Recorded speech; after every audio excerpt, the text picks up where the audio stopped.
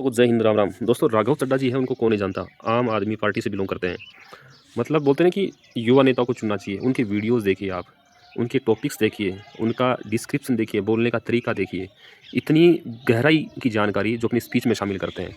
अभी चाहे लेटेस्ट में उनके जो स्पीच थे, चाहे वो क्रिप्टो करेंसी पे हों, चाहे एड्स पे कमीशन पे हों, या जो बैंकिंग सेक्टर है जिसमें ट्रांजैक्शन फ़ीस होती है जो बैंकों द्वारा लगाई जाती हैं, उस पे हो, या अपना जो रेलवे की टिकट है उस पे हो।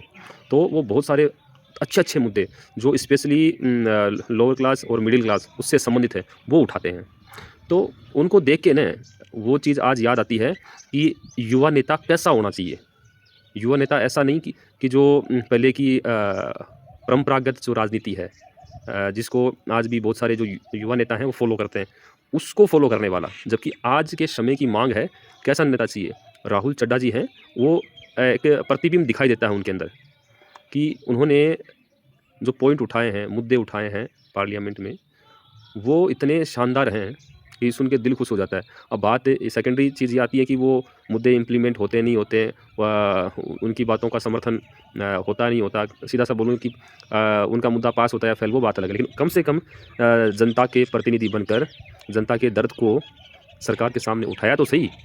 ऐसे कितने नेता हैं जो ऐसा करते हैं? अधिकतर तो भाई आप सब जानते हो कि कैसे हैं, क्या नहीं है, मुझे बताने की इतनी आवश्यकता नहीं है।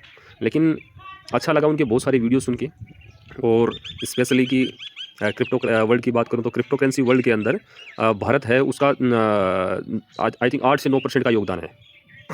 तो इतना बड़ा योगदान किसी का नहीं। तो एक मुद्दा ये भी निकल के आता है कि क्रिप्टो करेंसी अगर लीगलाइज़ होता है इंडिया के अंदर, तो अर्थव्यवस्था के अंदर काफ़ी अच्छा सुधार आ सकता है। वो कैसे? क्योंकि अपना जो स्टॉक मार्केट है उसमें जैसे न जो मनी का फ्लो होता है, उससे कहीं भयानक फ्लो है, वो क्रिप्टो मार्केट में है। क्योंकि क्रिप्टो मार्केट है वो डिसेंट्रलाइज़ है, ना कि सेंट्रलाइज़ है। जैसे अपना स्टॉक मार्केट है वो सेंट्रलाइज़ है, और मतलब किसी एक के द्वारा रूल्ड होना, या जैसे सेबी है, सेबी क्या करता है? नज़र रखता है, रेगुलेशंस बनाता है और चलाता है। तो क्रिप्टो वर्ल्ड में क्या होता है कि जो भी कॉइन्स होते हैं, चाहे छोटा हो चाहे बड़ा हो, वो कम्युनिटी ड्रिवन है।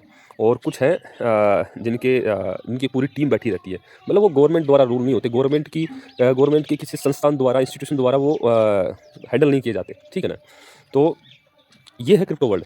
तो क्रिप्टो वर्ल्ड है, इसमें क्या है कि अब इंडिया के लोगों का परसेंटेज ज़्यादा है, और अभी तक जो सिनेरियो है उसमें क्या कि 30% फ्लैट टैक्स है और 1% टीडीएस है, जो जो भी हम ट्रेड लेते हैं उसके भी यहाँ पे वो कट जाता है।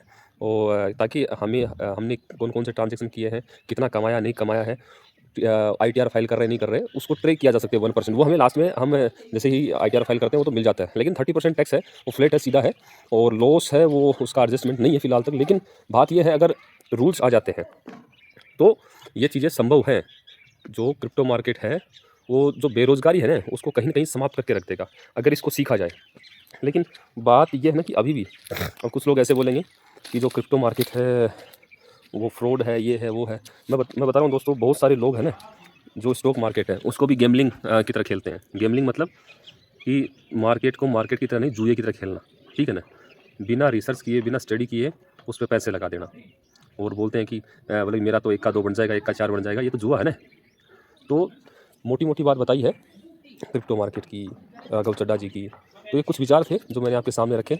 मे बी आप लोगों में से भी बहुत सारे लोग हैं, राघव चड्ढा जी जो आम आदमी पार्टी से हैं, उनको जानते होंगे, और क्रिप्टो मार्केट, स्टॉक मार्केट है, इससे रिलेटेड होंगे, आपके लोगों के डीमैट अकाउंट होंगे, मुझे पता है। तो ये कुछ 2 विचार थे जो मैंने आपके सामने रखे हैं। युवा नेता कैसा हो, और उनकी जो आवाज़ है स्पेशली मिडिल क्लास है, लोअर क्लास है, उसके लिए, और साथ में जो प्रेजेंट में क्रिप्टो का जो ब्रंट जो केस है, मुद्दा है, उसकी। तो वीडियो है, उसको सपोर्ट कीजिए। जो भी आपके सुझाव है कमेंट बॉक्स में रखिए। मिलते हैं नेक्स्ट और इन्फॉर्मेटिव वीडियो में। तब तक दीजिए अपने छोटे भाई को इजाज़त। जय हिंद, जय भारत।